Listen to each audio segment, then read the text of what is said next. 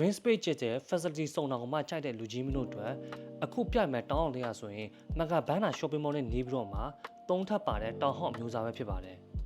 အိမ်ရှိမှာဆိုရင်တော့ကားပါကက်2စီးစာရက်လို့ရတဲ့နေရာလေးရှိမယ်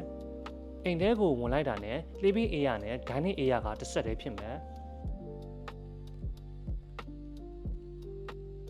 ကျွန်တော်ရဲ့ညာဘက်ချမ်းမှာဆိုရင်တော့ kitchen ရဲ့ common toilet ရှိမယ်ဗျ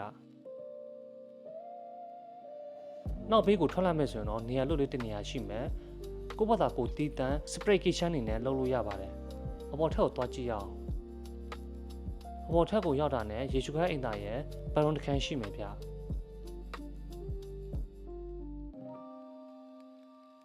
အရှိကိုဆက်သွားလိုက်မယ်ဆိုရင်တော့ living area ရှိပါမယ်တတိယထက်ကိုသွားကြည့်အောင်တတိယထက်ကိုရောက်တာနဲ့ walk-in closet ရဲ့ဒုတိယမြောက်အိမ်ခန်းရှိမယ်သူရဲ့ကဲရမှာပဲခွန်မွန်ထော်လိုက်ရှိမယ်ဗျဆက်သွားလိုက်မယ်ဆိုရင်တော့ရေရှုခန်းအိမ်သာတွဲပါတဲ့3ခန်းမြောက်အိမ်ခန်းရှိပါမယ်အားလုံးကိုကျေးဇူးတင်ပါတယ်